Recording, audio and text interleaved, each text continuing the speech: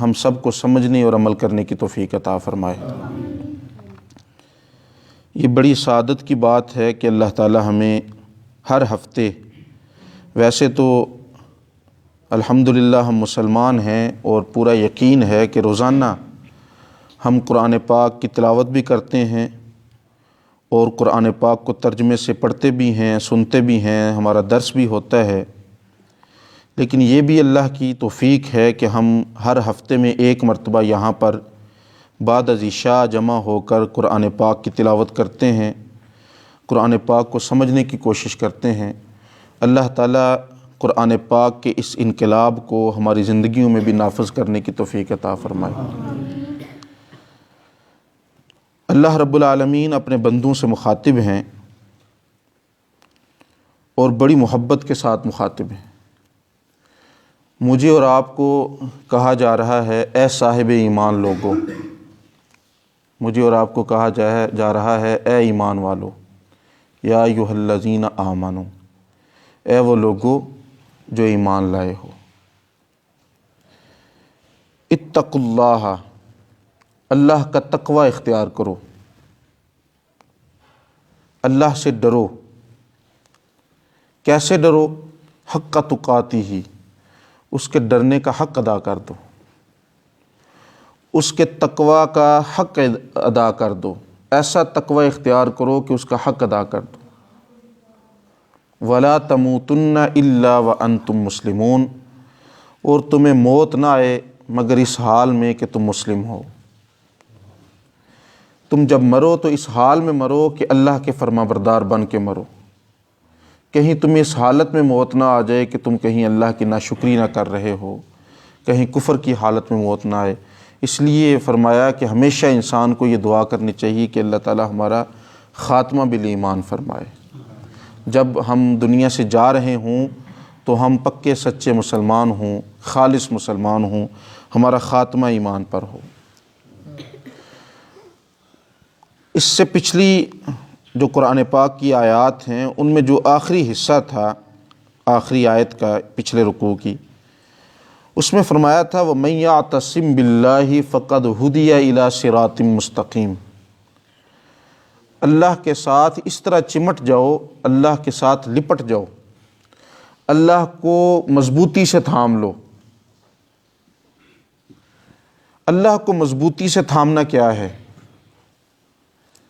اللہ کے ساتھ مضبوطی کے ساتھ تعلق رکھنا کیا ہے؟ اللہ کے ساتھ مضبوطی کے ساتھ تعلق یہ ہے کہ انسان اس کا تقوی اختیار کرے، انسان کے دل کے اندر اللہ کا ڈر ہو، اللہ کا خوف ہو۔ اچھا، ایک بات اس میں یہ سمجھنے والی ہے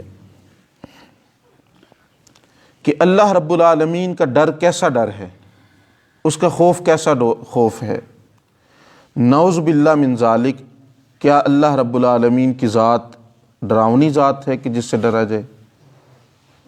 یا کوئی انسان کو اس کا خوف ڈرایا جاتا ہے انسان کو اس سے کہ جس سے اسے ڈرا جائے؟ ایسا کچھ نہیں ہے۔ اللہ کی ذات تو جمیل ہے، اللہ کی ذات تو سراسر جمال ہے، رب سونا ہے، اور وہ رحیم ہے، وہ شفیق ہے، وہ اپنے بندوں پر بڑا مہربان ہے، رحمان ہے، رحیم ہے، غفور ہے۔ اور اللہ کی ذات اپنے بندے سے، جس طرح پچھلے درس میں ہم نے ذکر کیا تھا، 70 ماؤں سے زیادہ محبت کرنے والی ہے۔ وہ تو اپنے بندے سے محبت کرنے والا ہے، اور یہ اسی کی رحمت ہے کہ ہم دن بھر رات زندگی جی رہے ہیں، اس کی نعمتیں کھا رہے ہیں، اس کی دی ہوئی نعمتوں سے فائدہ اٹھا رہے ہیں، اس کا فیضان ہم پر صبح و شام جاری ہے، پوری زندگی ہم پر اس کا فیضان ہے۔ ہماری اولاد اس کی رحمت اور اس کی نعمت ہے، ہمارا مال اس کی نعمت ہے، ہمارے کاروبار اس کی نعمت ہیں، یہ صحت جو اس نے ہمیں عطا کی ہے، یہ زندگی جو عطا کی ہے اس کی نعمتیں ہیں۔ اور صرف ایک انسانی جسم پر دیکھا جائے تو ایک نعمتوں کا ایک سمندر ہے کہ جس کو انسان گننا شروع کر دے تو وہ گن نہیں سکتا، کہ انسان کے جسم کے ایک ایک جوڑ اور ایک ایک پور میں کتنی کتنی نعمتیں ہیں جو اللہ نے ہم پر کی ہیں۔ تو یہ اللہ کی نعمتیں ہیں، رحمتیں ہیں، ہر وقت اس پر ہمارے اوپر سایہ فگن ہیں۔ اس سے ڈرنے سے مراد یہ نہیں ہے کہ انسان اس سے خوف کھائے یا وہ ہمیں ڈرانا چاہتا ہے، اس سے ڈرنے سے مراد یہ ہے کہ جس سے انسان کو زیادہ محبت ہو، جس بندے سے انسان کو زیادہ محبت ہوتی ہے۔ اور مومن کی شان یہ ہے کہ والذین آمنوا اشد حبا للہ، مومن کی شان یہ ہے کہ وہ اپنے رب سے بہت شدید محبت کرتا ہے۔ مومن پکا مومن، صحیح مومن وہ ہے کہ جسے اپنے اللہ سے محبت ہو، اپنے پالنہار سے، اپنے خالق سے، اپنے پیدا کرنے والے سے، اپنے رزق دینے والے سے اسے محبت ہو۔ مومن کی شان تو یہ ہے، جس سے محبت ہو پھر اس کی ناراضگی سے انسان ڈرتا ہے۔ بندے کو جس سے محبت ہو، بندہ یہ چاہتا ہے کہ میں اگر فلاں اپنے بھائی سے، اپنے باپ سے، اپنی ماں سے، اپنی گھر والی سے یا کسی سے بھی محبت کرتا ہوں تو کہیں وہ مجھ سے ناراض نہ ہو جائے، کہیں وہ مجھ سے روٹھ نہ جائے۔ تو انسان جس سے محبت کرتا ہے اس کی ناراضگی مول نہیں لینا چاہتا۔ اسی طرح انسان کو اپنے رب سے محبت ہونی چاہیے، اور رب کی محبت ایسی ہو کہ کہیں وہ مجھ سے کہیں ناراض نہ ہو جائے، کہیں مجھ سے کوئی نافرمانی نہ ہو جائے، کہیں میں اس کو کہیں ناراض نہ کر بیٹھوں۔ اسی لیے نبی اکرم صلی اللہ علیہ وسلم کی ایک حدیث مبارکہ سے بھی مفہوم نکلتا ہے، اور علماء نے بھی اس پر لکھا ہے کہ اللہ رب العالمین کے ساتھ محبت، اصل میں محبت یہ ہے کہ اس کا تقوی اختیار کرنا، یہ ہے کہ اس سے محبت کی جائے۔ اور تقوی کا حق کیا ہے، حق کا تقاتی ہی کیا ہے کہ انسان اس کی ہمیشہ اطاعت کرنے والا بنے، ہمیشہ اس کی اطاعت کرتا ہو، کوشش کرے کہ کبھی مجھ سے میرے رب کی نافرمانی نہ ہو جائے، کوشش کرے کہ کبھی مجھ سے میرا رب ناراض نہ ہو جائے، ہمیشہ اس کا شکر کرنے والا ہو اور کبھی اس کی ناشکری کرنے والا نہ بنے، ہر حال میں انسان اللہ کا شکر کرنے والا ہو۔ یہ تقوی کی 3 درجات جو علماء نے بیان فرمائے ہیں کہ تقوی جو ہے، جو قرآن پاک میں بار بار آتا ہے، تقوی کیا ہے، اس کے 3 درجات ہیں۔ پہلا درجہ تو یہ ہے کہ انسان، اور یہ ادنا ترین درجہ ہے، کمزور درجہ، کہ انسان نہ تو کفر کرے اور نہ شرک کرے، یعنی کفر اور شرک سے پاک ہو۔ لیکن جو بھی فطرت سلیم رکھنے والا انسان ہے، جو بھی کمزور سا بھی مسلمان ہے، اس کی پہلی خواہش اور پہلی کوشش یہ ہوتی ہے کہ وہ کہیں اللہ کا کفر نہ کر بیٹھے اور اللہ کے ساتھ شریک نہ ٹھہرائے کسی کو۔ یہ کمزور ترین درجہ ہے تقوی کا۔ اور اس سے اگلا درجہ کیا ہے؟ اس سے اگلا درجہ وہ ہے کہ انسان یہ چاہے کہ میرا رب مجھ سے راضی ہو جائے، میں ہر وہ کام کروں جس کا میرے رب نے مجھے حکم دیا ہے، ہر وہ کام کروں جس سے میرا اللہ مجھ سے خوش ہو کر مجھ پر اپنی رحمت نازل فرمائے۔ پھر اسی تقوی کا معیار قرآن پاک میں جگہ جگہ پر بیان ہوا ہے، اور اللہ تعالیٰ کو یہی تقوی چاہیے۔ برہان بیٹھ جاؤ فرقان۔ اللہ تعالیٰ کو یہی تقوی اور یہی چیز اللہ تعالیٰ کو مطلوب ہے کہ انسان اس کی اطاعت کرے اور اس کی نافرمانی نہ کرے۔ پھر جو تیسرے درجے کا تقوی ہے، وہ تقوی ہے کہ جو اللہ تعالیٰ نے انبیاء کو عطا کیا ہوتا ہے، کہ ان کی پوری زندگی کے اندر کبھی بھی کوئی خطا نہیں ہوتی، کوئی غلطی نہیں ہوتی، ان کی ساری زندگی اللہ رب العالمین کے ساتھ تعلق میں، اس کے ذکر میں گزر جاتی ہے۔ تو اس لیے فرمایا کہ تقوی اختیار کرو جیسا کہ تقوی اختیار کرنے کا حق ہے۔ اس طرح اللہ سے ڈرو جیسا کہ ڈرنا چاہیے، جیسا ڈرنے کا حق ہے۔ جب یہ آیت نازل ہوئی تو صحابہ اکرام رضوان اللہ علیہم اجمعین گھبرا گئے۔ صحابہ اکرام کہنے لگے کہ ہم تو کبھی بھی جو ہے وہ تقوی کا حق ادا نہیں کر سکتے، ہم تو کبھی بھی اس درجے تک نہیں پہنچ سکتے کہ اللہ کا تقوی ہم پوری طرح اس کا حق ادا کر سکیں۔ تو پھر سورہ تغابن کے اندر آگے قرآن پاک میں ایک اور آیت نازل ہوئی، اس میں ارشاد فرمایا فاتقوا اللہ ما استطعتم، اللہ سے ڈرو جتنی تم استطاعت رکھتے ہو، اس کا تقوی اختیار کرو جتنا تم کر سکتے ہو، جتنی کوشش اور جتنی محنت کر سکتے ہو اتنی محنت کرو، اور اللہ کا خوف اور اس کا ڈر اپنے دل کے اندر بٹھاؤ۔ فرمایا فلا تموتن الا وانتم مسلمون، اور تمہیں موت نہ آئے، ولا تموتن، اور تمہیں موت نہ آئے، تم نہ مرو، الا وانتم مسلمون، سوائے اس کے کہ تم مسلم ہو، تم اللہ کے فرمانبردار ہو۔ دیکھیے ایک انسان، ہر انسان یہ کہتا ہے کہ زندگی موت کا کوئی پتہ نہیں، موت نہ جانے کب آ جائے گی، اور کس حال میں ہم مر جائیں گے، اور یہ مرتے وقت کون سے کس حالت میں مریں گے یہ بھی انسان کو علم نہیں ہے، یہ کس وقت انسان کو۔ اس لیے کوشش کرنی چاہیے کہ ساری زندگی ہر وقت یہ خیال رہے کہ شاید یہ لمحہ جو میری زندگی کا آخری لمحہ ہے، شاید میرا آنے والا لمحہ آخری لمحہ ہے۔ اس لیے ہر لمحے میں ہر وقت انسان کو یہ کوشش کرنی چاہیے، اپنے دل کے اندر اس بات کو حاضر رکھنا چاہیے کہ میرا رب مجھے دیکھ رہا ہے، اور میں جو بھی عمل کروں کیا اس سے میرا رب کہیں مجھ سے ناراض تو نہیں ہو رہا، کیا کسی میرے عمل سے کہیں میرا ایمان خطرے میں تو نہیں پڑ رہا۔ اس لیے کوشش کرنی چاہیے کہ انسان ہر وقت اللہ کا ڈر اور اس کا خوف اپنے دل کے اندر بٹھا کر رکھے، اور زندگی کے ہر لمحے کو اپنا آخری لمحہ سمجھ کر گزارے۔ ایک تو یہ بات ہے۔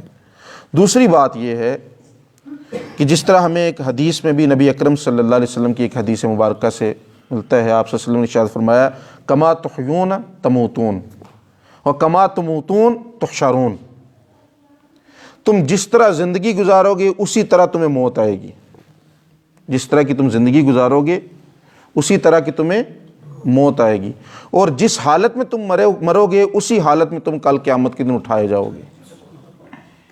یعنی کہ آپ تصور کیجئے کہ کون انسان ہے کہ جو یہ نہیں چاہتا کہ کل قیامت کے دن میں کامیاب انسان بنوں۔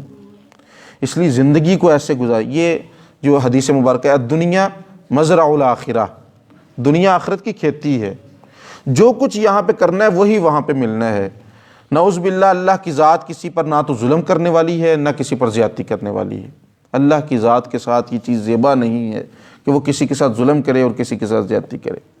اس لیے زندگی جیسی جیو گے ویسی موت آنی ہے، اور جیسی موت آنی ہے ویسے ہی کل قیامت کے دن اٹھایا جانا ہے۔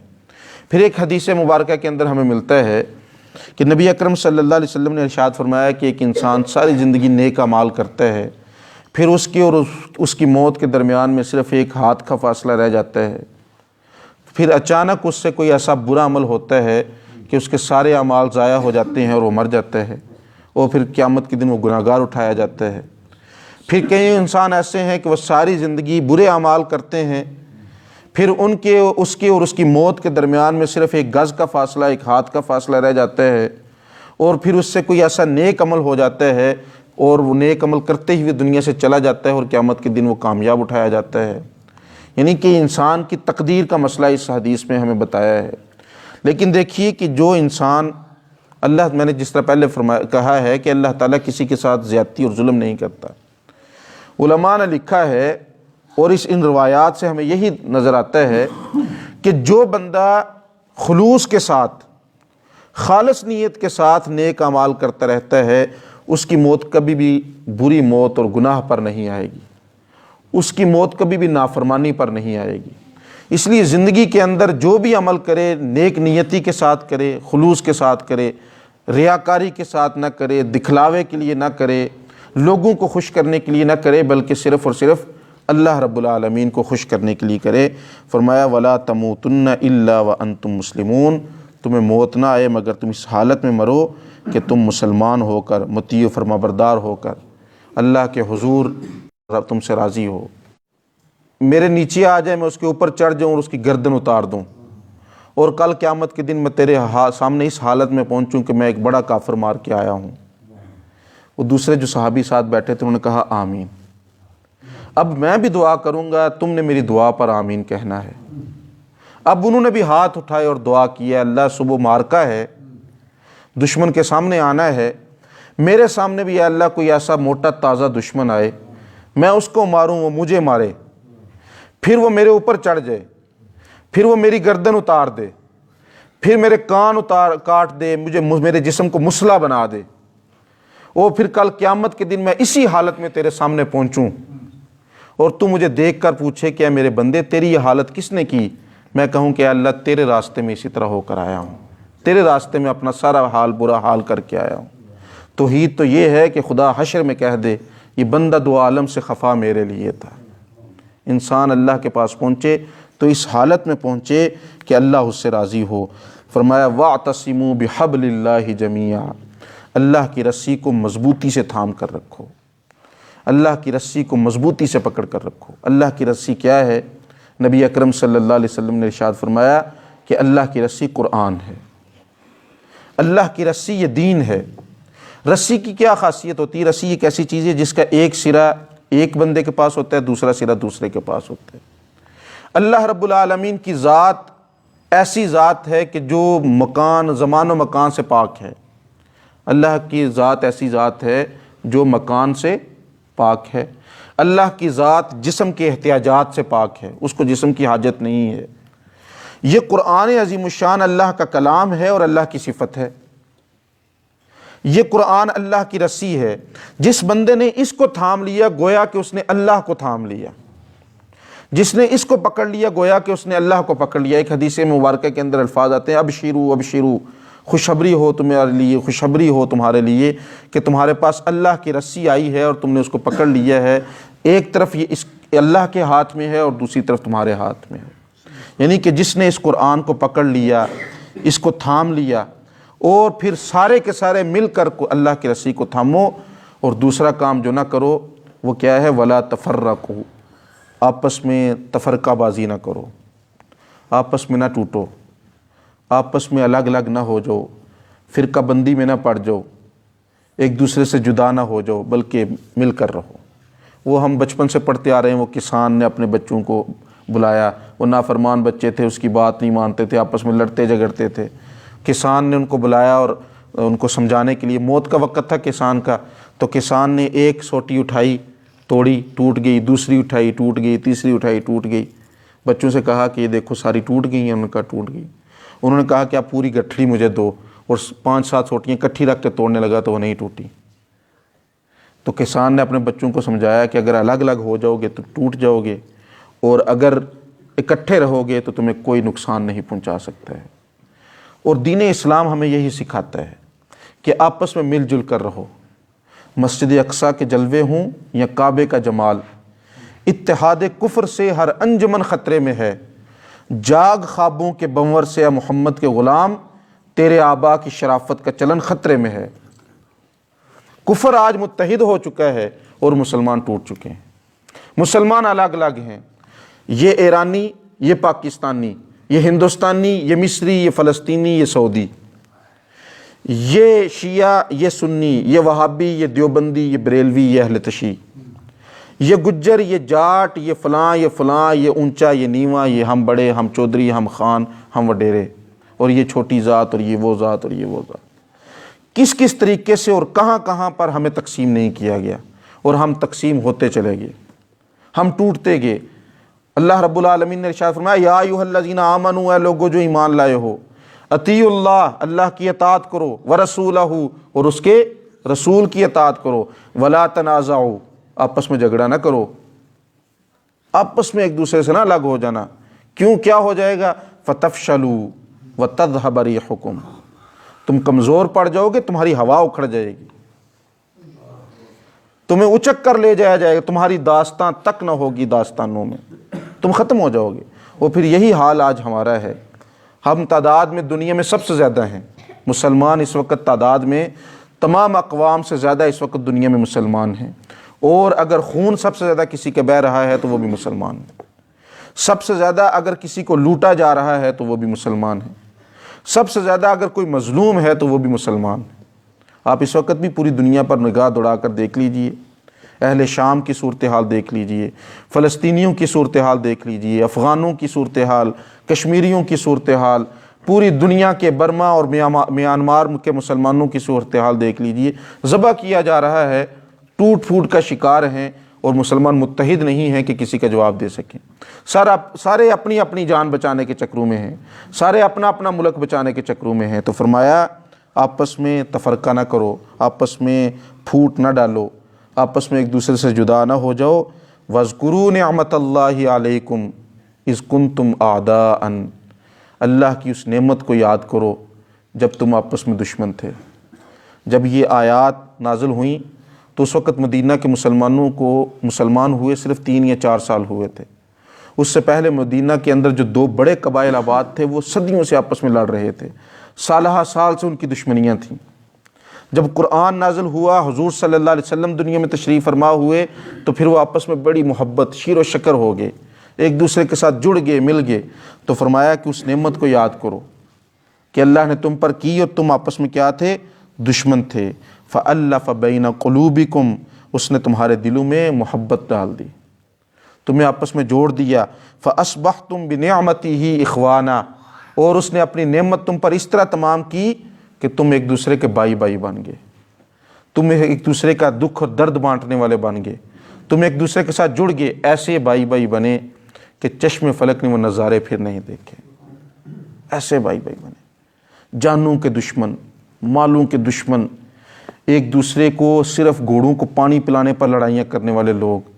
آپ نے وہ مواخات مدینہ کے واقعات سنے اور پڑھے ہوں گے کہ جب مکہ سے ہجرت کر کے مسلمان مدینہ میں آتے ہیں تو حضور صلی اللہ علیہ وسلم جب مسلمانوں کو آپس میں بائی بائی بناتے ہیں، آپ نے ان کے وہ واقعات سنے اور پڑھے ہوں گے کہ مدینہ کے انصاریوں نے اپنے مہاجر بھائی کا ہاتھ پکڑ کر کہا کہ بھائی میری 2 بیویاں ہیں، تم جس کو چاہو گے میں اس کو طلاق دے دوں گا، تم اس سے نکاح کر لو۔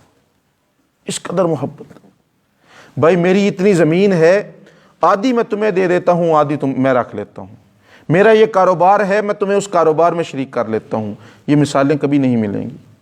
پھر آگے بھی چلیے، ایک مرتبہ ایک غزوہ کے بعد حضرت ابوبکر صدیق رضی اللہ تعالیٰ عنہ کا واقعہ ہے، غالباً اب مجھے صحیح کنفرم نہیں ہے، کہ ایک مرتبہ ان کے صاحبزادے کسی جنگ کا ذکر کر رہے تھے ان کے ساتھ کہ ابا جی فلاں جنگ میں آپ میرے سامنے آ گئے، بیٹا اس وقت مسلمان نہیں تھا، اور آپ میرے سامنے آئے، میری تلوار کے نیچے آئے، لیکن میں نے آپ پر وار نہیں کیا کیونکہ آپ میرے باپ تھے۔ اب باپ کا جواب سنیے، باپ وہ جو مسلمان تھا، انہوں نے فرمایا کہ بیٹا تو میری نظر میں نہیں آیا، اگر تو مجھے نظر آ جاتا تو آج یہاں نہ ہوتا۔ یہ باپ اور بیٹے کا آپس میں مکالمہ ہو رہا ہے۔ اسلام نے کیا کیا؟ ایک رشتے کے اندر جوڑ دیا سب کو۔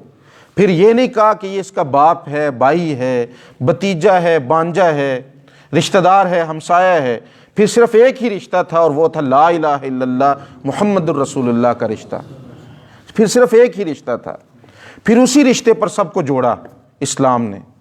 حضرت مصعب رضی اللہ تعالیٰ عنہ کے بارے میں آتا ہے کہ کسی غزوہ کے بعد جب قیدیوں کو لایا گیا تو وہ گزر رہے تھے، قیدیوں کو باندھا جا رہا تھا، تو حضرت مصعب کے سگے بھائی کو ایک ستون کے ساتھ، ایک درخت کے ساتھ باندھا جا رہا تھا، تو حضرت مصعب نے فرمایا اس کو ذرا زور سے باندھو، کس کے باندھو، اپنے بھائی کے بارے میں کہا اس کو کس کے باندھو۔